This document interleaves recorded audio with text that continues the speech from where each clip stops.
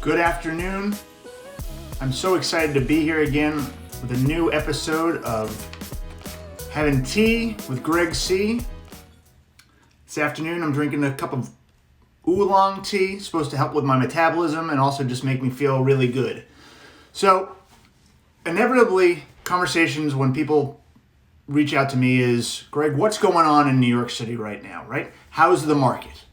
And there's no question that if you look at any of these newspapers, any of the rags, the headlines are, vacancies are at a record high, right? You've got The Real Deal talking about the Manhattan sublease market at 27%, almost close to the record. In 2009 at 30%. There's just massive amounts of inventory.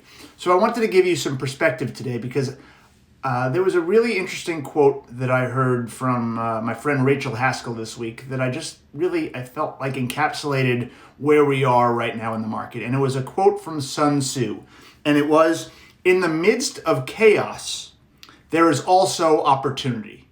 And I really feel like that's the case right now, especially if you are a tenant who has a lease currently and is coming to its expiration in the next 1 or 2 years. So I thought I'd shed some light today on things that I'm seeing in the market to be able to give some further insight to you as to what's really going on. So a great example is I've been touring with 2,000, 4,000, 6,000 square foot tenants, and while they haven't put in any proposals in the spaces that we've seen, what we're getting is we're getting unsolicited proposals from landlords for their business. Now that's usually reserved for 25,000, 100,000 square foot tenants.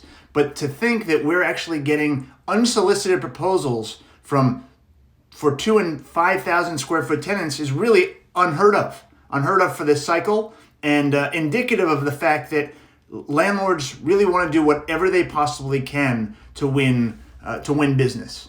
A second example, landlord proposals that are including buying out tenants of their existing leases. So I've got an example of a tenant they're in 4,000 square feet, they're growing to 8.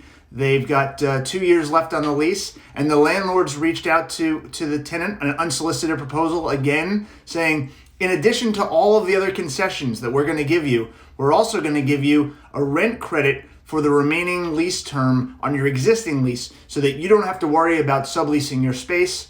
And oh, by the way, in addition to that rent credit, if you sublease your space for even $1, you're able to keep that dollar, goes right to your pocket. So that can help you reduce your costs of moving or furnishing out your space. Then we've got the flexibility when it comes to lease term. Historically it's been landlords won't build for less than 10 years. Then it was 7 years. Now it's, hey, we'll build for 5 years. Sometimes we might even build for less depending on the credit quality of the tenant, because tenants recognize the importance of trying to win the business, because their biggest fear right now is they've got vacant space, and that vacant space is going to sit for a long time. So even if they can't make necessarily a lot of money on it, they're more willing to break even for now to be able to look into the future, and also it helps them with financing of their buildings, right? Speaking of building out space, yes, construction costs have come down, and that's a function of a lack of demand. But there's a willingness by landlords to build out things like $100 square foot installations for less term than they would before. Again, it's the idea of let's break even, but get tenants into our space. And on that note is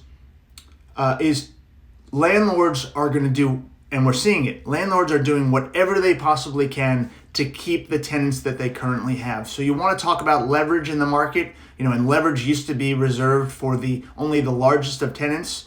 Landlords recognize that if they lose a tenant, it's going to be a long time until they get that space re-tenanted. So you've got the down costs of missed rent.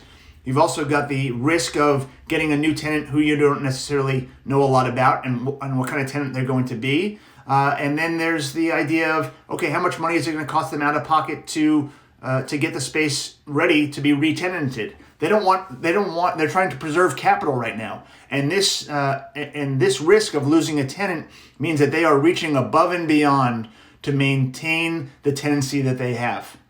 And then finally, direction on pricing, right? Landlords, and I've seen it myself, a landlord who was negotiating with me on behalf of a tenant who had 5,000 square feet originally pre-COVID. We were negotiating a deal around $85 a square foot.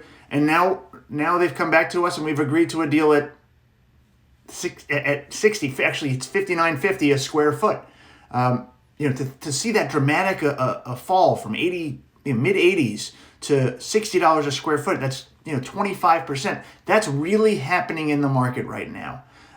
And it's very landlord dependent, right? Because some landlords have more occupancy than others. Some landlords have less financing on their buildings, which gives them more flexibility to be able to do deals and become more creative to be able to with their pricing, to be able to try to win deals. But while the headlines may read that there's an absence of activity, I can say wholeheartedly that's not in fact the case. It's just that we're not seeing the 100 and 250,000 square foot leases in the headlines. And by the way, we just saw a 100,000 square foot lease signed by Thomson Reuters. So they are happening, not as much as they have been in the past. But you have to remember that the majority of deals have always been done in leasing in New York City below 10,000 square feet. And that's where the deals are happening currently. They're happening in the 3s and the 5s and the 7,000 square feet tenants. And these tenants right now have more leverage than they ever had before. And I think it's really important to know that, and tenants should feel empowered that they have this opportunity in the market to take advantage. What I mean by take advantage is help reduce their real estate costs, help give them greater visibility for the long term of their business and maintain real estate costs at a lower level by locking in lower rates. And this is something that I've been talking to a lot of tenants about, doing something called a blend and extend. Imagine you have 2 years left on your lease. You're currently paying an average base rent of $65. Well, what if for the next 5 years after that 2-year period, you could lock in at $55 base rent and get additional free rent up front right now, reducing your net effective rent for the today. This is a strategy that can be employed by tenants, and in fact, some of the largest landlords are reaching out to their tenants directly, trying to get them across the table to do this strategy. And what I would say is, remember that those people who are representing the landlord are not representing you. So while they're reaching out to you, it is still quite important for you to have representation. So that's it for me, Gregg Cohen, with the latest episode of Tea with Gregg C. This was the episode about how's the market, what's going on in January, and can't wait to see you next Friday. And thanks so much for joining.